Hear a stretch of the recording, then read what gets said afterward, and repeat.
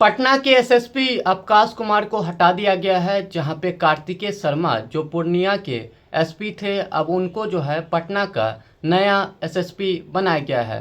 शनिवार की शाम जो है बिहार सरकार के गृह विभाग के द्वारा एक लिस्ट जारी होती है, जिसमें 18 जो है आईपीएस और डीएसपी लेवल के अधिकारियों का तबादला किया जाता है, जिसमें पटना के एसएसपी अवकाश कुमार को भी हटा दिया जाता है। पटना में लगातार घटनाएं हो रही थी, जहां पे घर में घुस के अपराधियों ने मां बेटी की हत्या कर दी और एक स्कॉर्पियो चालक ने 3 पुलिस वाले को उड़ा दिया और बहुत ऐसी घटना हुई, जिसके बाद जो है पटना के एसएसपी अवकाश कुमार को हटा दिया गया। अब जो पूर्णिया के एसपी थे कार्तिकेय शर्मा, उनको जो है अब पटना का एसएसपी बनाया गया है।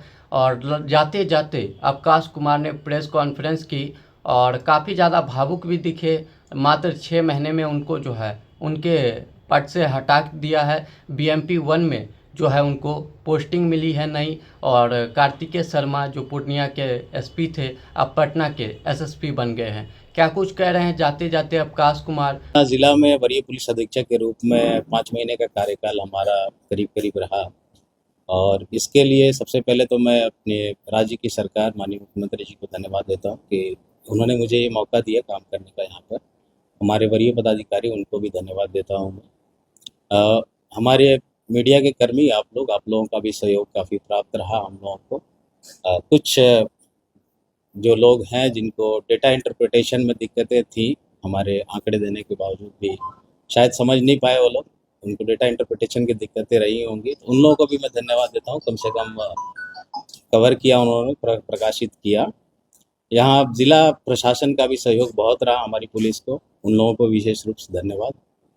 और पब्लिक यहाँ की पटना की जो जनता है, उन लोगों को विशेष रूप से धन्यवाद, क्योंकि निरंतर जो वाहन चेकिंग्स होती रहती हैं तो हम समझ सकते हैं काफ़ी कठिनाइयाँ होती हैं, लोगों को आवागमन में दिक्कतें होती हैं, बट उन लोगों ने सहयोग किया। कहीं से कोई कंप्लेंट्स हम लोगों को नहीं मिली कि कोई तंग कर रहा है पुलिस वाला या ये, तो उन लोगों का सहयोग बहुत रहा और उसके लिए मैं तहे दिल से शुक्रिया अदा करता हूँ सभी लोगों को।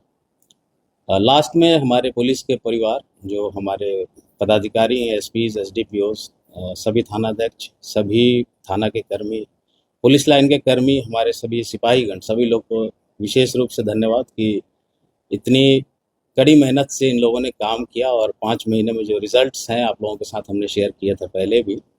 और आज क्योंकि जून का महीना पूरा नहीं हो पाया तो 14 जून तक के जो आंकड़े हैं वो भी आप लोगों के साथ लास्ट में हम शेयर करना चाहेंगे। 21, 22, 23 और 24 जो साल था उसमें जून में कितने केसेस हुए हैं और इस साल अभी तक 14 तारीख तक कितने केसेस हुए हैं। एक जस्ट तुलनात्मक आंकड़ा कि हमारी पटना की पुलिस और उसकी टीम अच्छा काम कर रही है। आगे भी जो आएंगे वरीय पुलिस अधीक्षक, उनसे आप लोगों से गुजारिश है, पटना की जनता आप लोगों से सबसे गुजारिश है, उनको भी ऐसा ही सहयोग करें जैसा अभी आप लोगों ने किया है। जून के महीने में 2021 में अगर हत्या के केसेस की बात करें सिर्फ, तो 21 में 13 केस हुए थे, 22 में 29, 23 में 19, 24 में 30 केस हुए थे। अभी तक जून के महीने में 9 हत्या के कांड दर्ज हुए 14 तारीख तक। डकैती के मामले 21 में 1, 22 में 3, 23 में कोई कांड प्रतिवेदित नहीं हुआ था। जून 24 में 8 केसेस डकैती के रिपोर्ट हुए थे।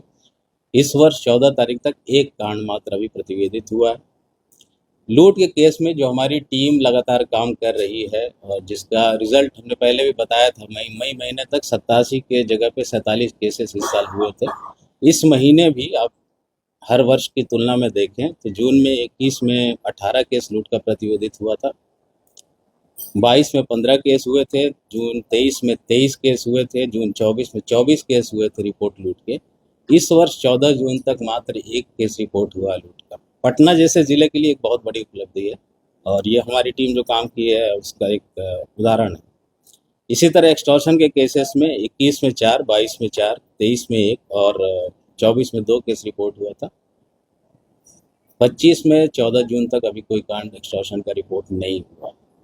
तो ये कुछ आंकड़े जो गंभीर अपराध है जिससे समाज पर एक प्रभाव पड़ता है, उसमें जो कमी आई है वो हम लोग बताए हैं। जो हमारी पटना पुलिस की टीम पूरा काम कर रही है, आप लोगों का सहयोग से ही संभव हो पाया है और जो भी आएंगे वरीय पुलिस अधीक्षक, उनका भी सहयोग आप लोग करेंगे। ये हमारी अपेक्षा है। आप सभी को फिर से धन्यवाद। सर एक सवाल उठता है 24 में ही प्रतिवेदित हुआ था, उसमें केस का डिटेक्शन हुआ था, तभी हुआ था और 9 लोग गिरफ्तार करके जेल भेजे गए थे। उसमें एक फरार अभियुक्त छोटू कुमार नदी थाना क्षेत्र का, उसकी गिरफ्तारी कल की गई है, जिसको पूछताछ करके उसको भिन्न न्यायालय में अग्रसारित किया जा रहा है।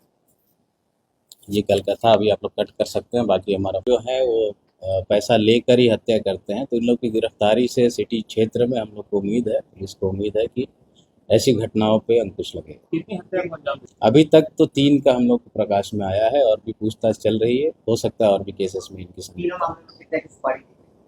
वो डिटेल हम लोग के इन्वेस्टिगेशन में आया है, वो हम लोग जारी मेन एक्यूज है उसमें एज नहीं दिखती।